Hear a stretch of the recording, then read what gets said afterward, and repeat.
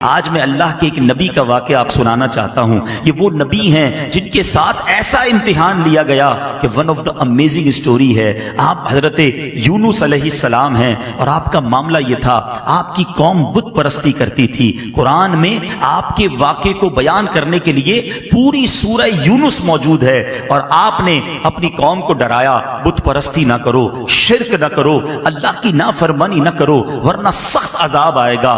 قوم کہتی کہ وہ بت پرستی کرتی تھی, آپ کی بات مانتی نہ تھی. آخر کار آپ کی قوم کو آپ نے کہہ دیا بس اب عذاب آنے ہی کو ہے, کسی وقت بھی عذاب آ جائے گا, اب اللہ کی طرف سے عذاب آنے والا ہے. قوم نے کہا, پلاننگ کی, حضرت یونس پر نظر رکھو, اگر یہ ہمارے شہر میں ہیں تو عذاب نہیں آئے گا, جس دن یہ شہر سے نکل جائیں سمجھ لو عذاب آنے والا ہے. کمال کا عقیدہ تھا, بتوں کو پوچھتے تھے مگر دل میں یہ بھی جانتے تھے یہ اللہ کے نبی شہر میں رہیں گے, اللہ عذاب نہیں بھیجے گا.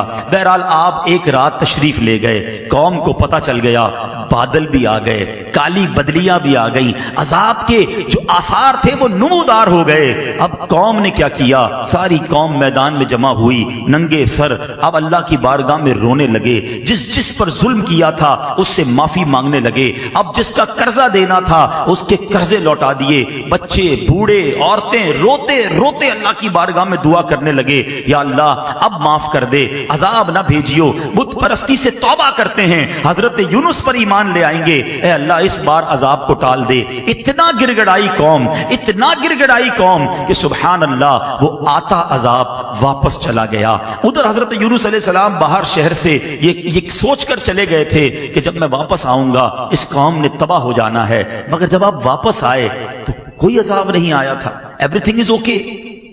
تو لوگوں نے کہا حضور اپنی قوم کی طرف جائیے. کہا میں کیسے جاؤں, میں اگر قوم کی طرف جاؤں گا تو قوم مجھے جھوٹا کہے گی. اچھا ان کو یہ نہیں پتا تھا کہ قوم نے توبہ کر لی ہے اور حضرت یونس پر ایمان لانے کی نیت بھی کر لی ہے. ادھر حضرت یونس سمجھ رہے ہیں کہ میں اگر شہر میں چلا گیا تو انہوں نے تو مجھے قتل کر دینا ہے کہ تم جھوٹے ہو, تم نے کہا تھا اللہ کا عذاب آئے گا, عذاب آیا نہیں کیونکہ آپ کو یہ حکم مل چکا تھا کہ عذاب آ رہا ہے. اب آپ اسی جس کو کہیں کہ کیفیت میں اس شہر میں داخل ہونے کی بجائے آپ باہر گئے, کشتی میں سوار ہوئے اور اس شہر سے باہر کہیں جانے کے لیے روانہ ہو گئے. ایک اور آزمائش, وطن تو چھوٹ گیا, اب کشتی بیچ سمندر میں جا کر رک گئی. اب اس زمانے کی قوم کا ایک اصول تھا کہ جو بھاگا ہوا غلام ہوتا تھا نا, وہ جب کشتی کہیں رک جائے تو سمجھ لو اس کشتی میں کوئی بھاگا ہوا غلام ہے. اب انہوں نے کہا کون ہے, تو ایک قرآن دازی ڈالی گئی اور اس قرآن دازی میں حضرت یونس ہی کا نام نکل آیا. بھری کشتی سے بیچ سمندر میں آپ کو انہوں نے دریا میں سمندر میں ڈال دیا. There is no life jacket on that time, کوئی لائف جیکٹ نہیں تھا, آپ کو سمندر میں ڈال دیا, کشتی آگے چلی گئی. اللہ کے نبی ہیں. آزمائش دیکھو, تو ایک بڑی سی مچھلی آئی اور حضرت یونس علیہ السلام کو اس نے نگل لیا.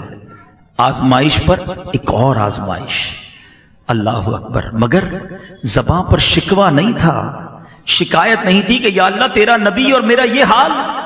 اللہ اکبر. آپ کی عاجزی دیکھیں, آپ نے اس مچھلی کے پیٹ میں وظیفہ کرنا شروع کر دیا. اور یہ کون سا وظیفہ تھا؟ لا الہ الا انت سبحانک انی کنت من الظالمین. جو آیت کریمہ ہم پڑھتے ہیں نا, یہ کہاں سے ملی ہے؟ یہ حضرت یونس علیہ السلام نے مچھلی کے پیٹ میں اس کا ورد کرنا شروع کر دیا. ایک عاجزی کا انداز تھا, ایک گر گڑانے کا انداز تھا, ایک توبہ کا انداز تھا. آپ پڑھتے رہے, مچھلی کے پیٹ میں رہے, کئی دن مچھلی کے پیٹ میں رہے. اس مچھلی نے آ کر کنارے پر آپ کو اگل دیا. اب جب آپ کنارے پر آئے, کمزور ہو چکے تھے, جلد بھی آپ کی بالکل نرم ہو چکی تھی, کھڑے ہونے کی بھی ہمت نہ تھی. اللہ کی شان دیکھیں, اللہ نے وہاں ایک کدو کی جو بیل تھی, ایک چھوٹا سا پودا آپ کے قریب اگ گیا, اسی سے آپ کو خوراک ملی, انرجی ملی, صحت ملی. اور کچھ دنوں کے بعد جب اپنے شہر آپ واپس آئے تو لوگوں نے آپ کو بڑی عزت کے ساتھ ویلکم کیا, آپ پر ایمان لائے اور ہنسی خوشی وہ زندگی گزارنے لگے. میرے میٹھے اسلامی بھائیوں, میں نے یہ واقعہ آج کیوں بیان کیا؟ There are two reason. پہلا ریزن تو یہ ہے کہ قرآن سے محبت بڑھے, لوگ تلاوت قرآن کریں, سمجھیں کہ اللہ نے کیسے کیسے واقعات. آج اپنے بچوں کو بٹھا کر لوگ پتہ نہیں سنڈریلا اور امبریلا کی سٹوریاں سنا رہے ہوتے ہیں. ارے بچوں کو قرآن قرآن کے واقعات سناؤ، بچوں کو نبیوں کی باتیں بتاؤ، پچھلی قوموں پر جو عذاب نازل ہوئے اس کو بیان کرنے کا قرآن میں ایک مقصد علماء نے یہ بھی بیان کیا تاکہ تم ایسا نہ کرنا، تم یہ غلطی نہ کرنا۔ دیکھو پچھلی قوموں میں کسی نے معاذ اللہ بدکاری کی، عذاب آ گیا، جھوٹ بولا، عذاب آ گیا، ناپ تول میں کمی کی، عذاب آ گیا، بچوں کے ساتھ برے فعل کیے، عذاب آ گیا، بت پرستی کی، عذاب آ گیا، ایسے ایسے عذابات ذکر کیے گئے کہ دیکھو تم یہ نہ کرنا۔ مگر آج ہم قرآن پڑھتے ہی نہیں ہیں تو سمجھیں گے کیسے کہ کیا کیا نہیں کرنا ہے؟ بدقسمتی سے اگر آپ یقین کریں، تھورلی دیکھیں نا، تو پچھلی قوموں نے جو ایک ایک گناہ کیا، ایک ایک غلطی کی اور عذاب آ گیا نا، آج ہمارے اندر وہ ساری غلطیاں نظر آ رہی ہیں۔ یہ تو یقین کریں ہم نبی پاک کے امتی ہیں، یہ سرکار علیہ الصلوۃ والسلام کا کرم ہے کہ ہم پر اس طرح آسمانی عذاب نازل نہیں ہو رہا۔ لیکن دیر از اے ڈے، ایک دن تو ہے نا جس دن جواب دینا ہے، پھر ایک دن تم سے ہر نعمت کے بارے میں سوال ہوگا۔ ادھر کیسے جواب دیں گے کہ قرآن میں بتایا تھا جھوٹ نہ بولنا، قوم عذاب میں گرفتار ہو گئی، قرآن میں بتایا تھا ناپ تول میں کمی نہ کرنا، میں نے اپنا عذاب ان پر بھیج دیا، قرآن میں بتایا تھا بدکاری نہ کرنا، اس قوم پر میں نے اپنا عذاب نازل کیا۔ پڑھتے تو جواب دیں گے نا، تو پلیز یوں نہ کرو، قرآن سے دوستی کیجیے، قرآن کو تھام لیجیے، قرآن پر عمل کیجیے، یقین کریں لائف بہترین ہو جائے گی۔ اور اب دوسری بات جو اس واقعے سے سننی ہے کہ حضرت یونس علیہ السلام کے اس واقعے سے سیکھنا کیا ملا؟ صبر۔ کیسا صبر تھا! آپ سوچیں، اللہ کے نبی ہیں، وطن چھوٹا، کشتی سے پانی میں ڈال دیا گیا اور مچھلی نے پیٹ میں نگل لیا، ان تمام باتوں کے باوجود زباں پر شکوہ نہیں تھا۔ مگر آج چھوٹی چھوٹی تکلیف پر، چھوٹی چھوٹی آزمائش پر زبان پر شکوے ہیں، شکایتیں ہیں۔ ہمارے ایک بہت اچھے دوست ہیں، ان کے والد صاحب کو جب فالج کا اٹیک ہوا، میں ان سے ملنے گیا، فالج کے اٹیک سے وہ ٹھیک ہو گئے، باتیں بھی کر رہے تھے، اللہ نے کرم کیا، مگر ایک پرابلم باقی رہ گیا۔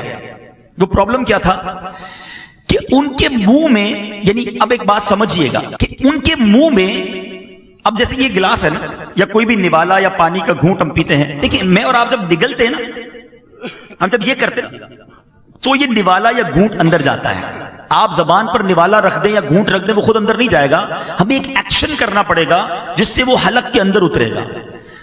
ان صاحب کو بیماری یہ ہو گئی کہ سارا جسم ٹھیک ہو گیا، جو فالج ہوا تھا دماغ میں اس کا ایک حصہ ڈیمیج ہوا، اور یہ دماغ کا وہ حصہ تھا جو انسان کے اس ایکشن کا آرڈر دیتا تھا کہ انسان حلق سے نوالا اتار لے۔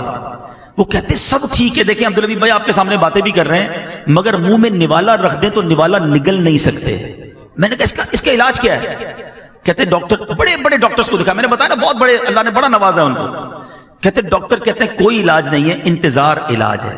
اللہ کی شان ہے کہ دماغ جو ہے نا، یہ خود تھوڑے عرصے بعد ایک اور پارٹ آف دا برین کو آرڈر دے گا کہ اب تم یہ کام کرنا شروع کر دو، پھر وہ یہ کام شروع کرے گا تو ان کا نوالا اترنا شروع ہو جائے گا۔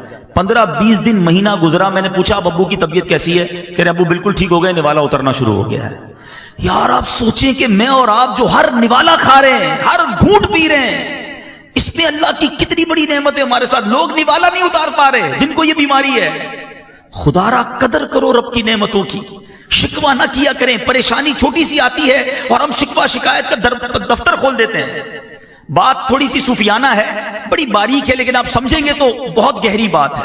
ایک شخص حضرت رابعہ بصری رضی اللہ تعالیٰ عنہ کے پاس سے گزرا، سر پر اس نے پٹی باندھی ہوئی تھی۔ آپ نے کہا کہ یہ پٹی کس چیز کی باندھی ہے؟ کہ حضور سر میں درد ہے اس لیے پٹی باندھی ہے۔ کمال کی بات کہی۔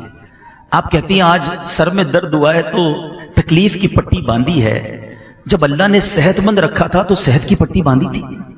بات گہری ہے، سمجھیے گا۔ تھوڑی تکلیف آتی ہے سب کو بتانا کہ اگر کسی کا موبائل چوری ہو جائے، گاڑی لگ جائے یا اسکوٹر کو پرابلم ہو جائے، کاروبار میں نقصان ہو جائے، ہم کیا کرتے ہیں؟ سب کو بتائیں گے۔ سب کو بتانے سے ثواب تو گیا نا؟ کیا وہ دے دے گا آپ کو وہ چیز؟ اچھا جب نفع ہوتا ہے، آج 5000 کا نقصان ہوا تو پورے شہر کو پتا چل گیا، پورے محلے کو پتا چل گیا۔ جس دن آپ نے 50,000 کمائے اس دن ہمیں بتایا کہ آج عبدالحبیب بھائی بڑے پیسے کمائے ہیں؟ نہیں بتاتا کوئی، اپنی نعمتیں نہیں بتاتے، اللہ کی مہربانیاں نہیں بتائیں گے، نقصان سب کو بتائیں گے۔ اور میں آپ کو صحیح بتاؤں، گھر والوں کو تو زیادہ نہیں بتاتے کہ گھر والوں کو بتائیں گے آج بڑی زبردست دیہڑی لگی ہے تو خرچہ شروع کر دیں گے گھر والے۔ تو یہ باتیں بھی نہ بتائیں، اگر مشکل آ گئی ہے نا، صبر کریں اور اس کا ثواب کمائیں۔ تو حضرت یونس علیہ السلام کا جو میں نے آپ کو قرآنی واقعہ سنایا، یہ میسج دیتا ہے کہ آزمائشیں آئیں گی، پریشانیاں آئیں گی زندگی میں، صبر کرنا، آزمائش پر صبر کرنا، اللہ کی ہر فیصلے پر شکر کرنا، جو دیا اس پر اللہ کا شکر ادا کرتے رہنا۔ قرآن میں رب نے وعدہ فرمایا ہے تم میرا شکر ادا کرو میں تمہیں اور عطا فرماؤں گا۔ آپ شکر تو کریں، جو بھی دیا اس پر شکر کریں۔ جو میں نے کہا نا کہ ہم جتنے بھی لوگ بیٹھے ہیں ہم سے زیادہ پریشان ہیں، لوگ مصیبت میں ہیں۔ ایک بزرگ کے بارے میں آتا ہے کہیں روڈ پہ جا رہے تھے، پیر میں جوتے نہیں تھے، کہا یا اللہ جوتے ہی نہیں دیے مجھے۔ تھوڑی دیر ہوئی تو برابر سے ایک بندہ نکلا جس کے پیر ہی نہیں تھے، کہا یا اللہ معاف کر دے، مالک پیر تو دیے، تیری مہربانی۔ جب بھی یہ احساس ہونا کہ میں کچھ لوگوں سے پیچھے رہ گیا ہوں، میرے پاس کم ہیں چیزیں، اپنے سے کمتر کو دیکھ لینا، زبان سے شکر نکلے گا۔ اللہ مجھے اور آپ کو صبر کرنے والا بنا دے۔